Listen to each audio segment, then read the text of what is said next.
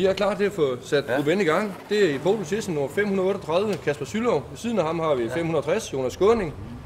505, Michael B. Sørensen. Så i anden startrække, der holder 519, Daniel Andersen. Sammen med Carsten Olsen i 507. Så er Lars Sylov i 536 i bagerstrække.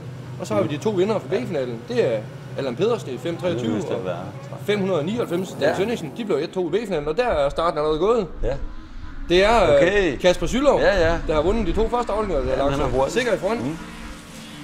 Så har vi Jonas Skåning, toer. Han kommer på hjemmebanen. Det er lige ved at kysse, de to der.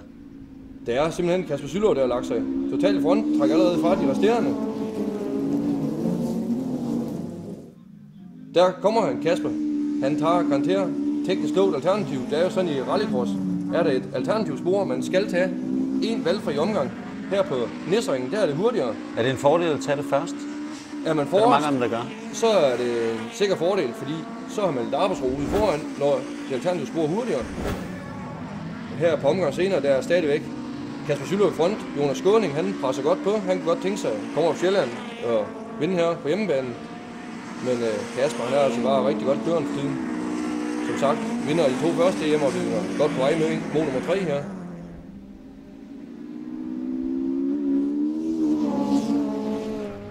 Så er det Daniel Svendingsen. Det var toeren for B-finalen. Så er Daniels dag slut. Men det er Kasper ude front ligeglad med. Han skal holde tungen lige i munden, fordi Jonas Skåning, han er oppe og prøver at forsøge angreb nu her med på omgangen tilbage. De begge to har været igennem det hurtige alternativspor, så det er ren race, vi skal have her. 3 omgange står, og de mangler nu, så Jonas han har mange omgange at forsøge sig med nu. Men prøv lige at se. Ja, hvor meget kommer det op på lige der? Det er gruppe N-biler, de kører 120-30 stykker, vil jeg tro. Okay. Men en omgang endnu, så nu er det altså ved op over for Jonas, hvis han skal fravist suveræn Kasper stillingen. Så er det Carsten Olsen, der forsøger. Han er kommet ned som bagerste mand.